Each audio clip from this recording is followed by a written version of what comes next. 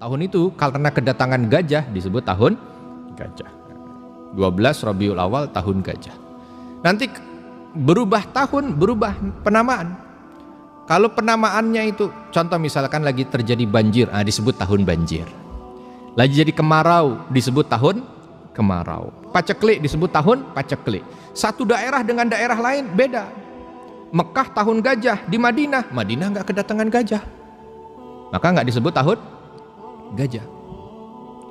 Ini berjalan sampai dengan Nabi SAW diutus. Ketika Nabi SAW mendapatkan wahyu pertamanya, penamaan nama tahun di dalam Islam disesuaikan dengan apa yang terjadi pada Nabi Muhammad SAW. Tidak pada kejadian alam lagi, tidak. Tapi apa yang ada pada Nabi disebut. Ini adalah tahun ini adalah tahun da'watus sir, tahun da'watul jahar, tahun hijrah Habasyah, tahun apa? Amul Huzan, tahun-tahun, disebutlah itu. Sampai dengan wafat Nabi tidak ada angka. Wafat Nabi ganti Abu Bakar radhiyallahu anhu. Abu Bakar tidak sempat banyak mengurusi administrasi karena beliau harus memerangi orang-orang murtad yang tidak mau bayar zakat, ya, yang pilih-pilih syariat, diperangi oleh Abu Bakar. Tidak lama beliau memimpin, kurang lebih 2 tahun lebih sedikit, beliau wafat, digantikan oleh Khalifah Umar bin Khattab radhiyallahu anhu. Nah, ketika Umar bin Khattab radhiyallahu anhu menjadi khalifah, relatif negeri Islam kondusif.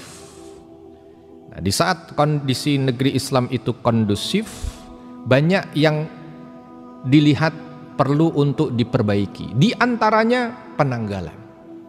Sebabnya banyak dalam beberapa riwayat. Ada peristiwa namanya Sya'bain. Ketika Umar bin Khattab radhiyallahu anhu, ada orang datang minta untuk diberikan putusan. Ada orang nunggak, nggak mau bayar, belum bayar hutang. Lalu dilihat, ya, ada klausul begini, sama-sama yang menyebutnya Sya'ban. Ya, maka kala itu Umar bin Khattab bertanya, ini Sya'ban yang mana? Ayyu Sya'bain hadza? Ini Sya'ban yang mana? Karena ada tanggalnya, ada Sya'bannya, tapi nggak ada tahunnya.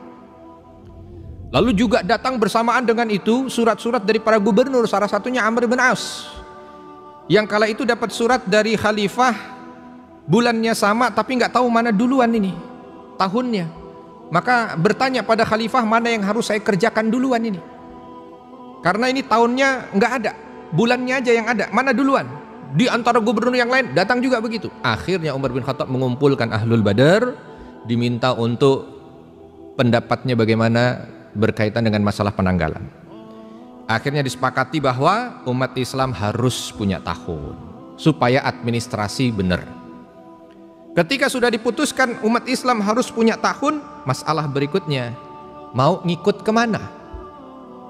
Mau ngikut ke Persia yang sudah punya, mau ngikut ke Romawi yang sudah punya juga, yang sekarang kita pakai itu, atau mau ngikut ke Habasyah yang juga sudah punya? Mendengar usulan ini, Umar bin Khattab dengan tegas menolak untuk tidak mengikut mereka semua. Sekarang yang kalender Persia sudah tidak bisa didapatkan dengan mudah karena tidak ada lagi orang-orang yang pakai kalender Persia. Habasyah juga begitu. Yang masih tersisa adalah penanggalan Syamsiyah ini, yang punyanya orang Romawi. Kenapa ditolak oleh Umar bin Khattab? Bukan Umar bin Khattab menolak hanya sekedar supaya umat Islam punya sendiri untuk gengsi-gengsian dan bangga-banggaan, bukan. Tetapi Umar bin Khattab tidak mau memakai itu semua sebab di antara penanggalan, nama bulan dan lain sebagainya itu sangat erat dengan benih-benih kesyirikan. Oke, Persia kita nggak bicara karena sudah nggak ada. Bagaimana dalam penanggalan mereka, baik bulan maupun tahun, erat sekali dengan majusinya. Sekarang yang Romawi aja yang kita punya, akan sangat mudah sekali untuk dilirik makna dari contoh, misalkan nggak usah sejarah panjang lah ya, di antara bentuk sejarah penanggalan ini bagaimana dari awal sampai dengan sekarang orang Romawi punya penanggalan. Tetapi yang ada dan gampang saja, ketika Bapak Ibu coba buka arti nama-nama bulan yang ada, yang sudah dihafal betul oleh kita itu, dari Januari, Februari, Maret, April, Mei, Juni, kalau mau dilihat dan gampang mudah untuk didapatkan, bukan hoax artinya, ini memang betul lah begitu adanya, itu semua ternyata asalnya nama-nama dewa. Bagaimana nama dewa Januar, ya, yang dewanya itu gambarannya dengan dua kepala melihat ke depan dan ke belakang, karena orang Romawi dulu ketika ingin memulai sesuatu mereka sembah dewa itu dulu supaya dapat kebaikannya. Makanya melihat ke belakang untuk menghapuskan keburukan masa lalu, ke depan untuk bisa mendapatkan harapan baik. Tuh dewa Febris, terus dewa March, dewa yang lain, semuanya itu kaitannya erat semuanya dengan dewa-dewa yang dimiliki oleh orang-orang Romawi. Ya pasti saja Umar bin Khattab akan menolaknya. Bagaimana ridho dengan kondisi umat yang tiap saat ketika menyebut nama bulan ada unsur dewa di sana, pasti tidak akan mau. Ya, nah ini koreksi kita nih di tahun ini. Jangan sampai kita sebagai umat Islam ini yang dikedepankan penanggalannya penanggalan yang ada unsur seperti itunya. Wah, nggak bisa Ustaz dilepaskan ini karena memang setiap tempat sudah begitu modelnya. Ya sudahlah, kita apa ya, begini fakta yang ada di tengah masyarakat. Tetapi minimal mulai dari keluarga kita, minimal dari lingkungan kita, minimal dari komunitas kita menghidupkan penanggalan Islam dalam penyebutan waktu. Ngomong sama istri, mah kita nanti umroh tanggal berapa? Ya umroh insya Allah 27 Rajab Pak. Oh, ya. Nyebutnya begitu. Jangan masih disebut nama dewa lagi. Ya, rapat masjid udah jangan pakai nama dewa lagi. Ya, rapat masjid tanggal berapa? Insya Allah tanggal 5 Muharram ya. Ngasih hadiah orang juga begitu, Ustaz. Insya Allah nanti tanggal 32 Sya'ban Ustaz saya kasih hadiah Innova. Oh gitu misalnya. Hah 32 Sya'ban udah tunggu-tunggu gak datang-datang. Gak ada sampai 32. Tapi begitu dibiasakan, ya, dibiasakan.